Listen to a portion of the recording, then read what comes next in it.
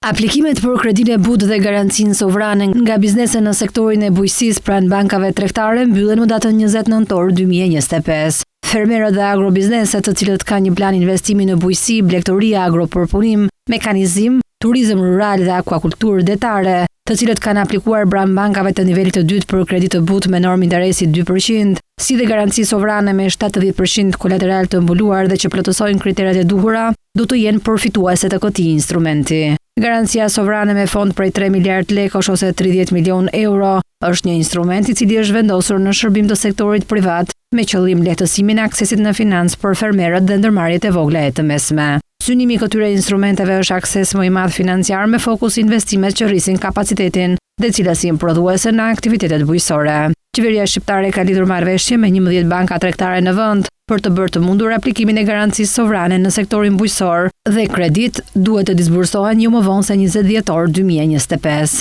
Garancia stimulon huadhënien nga bankat për t'i mundësuar ndërmarrjeve mikro të vogla dhe të mesme në sektorin e bujqësisë, si dhe fermerëve të pajisur me NIPT, investime për asete fizike dhe teknologjike që rritin kapacitetet prodhuese, cilësinë e prodhimit dhe eficiencën operacionale të tyre. Sipas marrëveshjes, qeveria merr përsipër të paguajë 70% të huasë marrë nga bankat në rastin kur nuk shlyhet nga huamarrësi, por nuk merr përsipër garantimin e interesave, kamatvonesave dhe penaliteteve apo çdo lloj detyrimi tjetër monetar që buron nga huat. Referuar marrëveshjes, totali i kredive të dhëna nga bankat për një huamarrës nuk duhet të kalojë vlerën e 250.000 euro dhe afati i kredis nuk mund të jetë më i vogël se 3 vjet dhe më i madh se 5 vjet. Që të kualifikohen për kredi, subjektet duhet të plotësojnë disa kritere të përcaktuara në marrëveshje. Konkretisht, aplikanti duhet të jetë subjekt që zhvillon aktivitetin si ndërmarrje mikro e vogël e mesme apo fermer me NIPT aktiv. Të jetë i regjistruar në qendrën kombëtare të biznesit, nuk duhet të ketë detyrime të papaguara në momentin e aplikimit, nuk duhet të ketë kredi me probleme,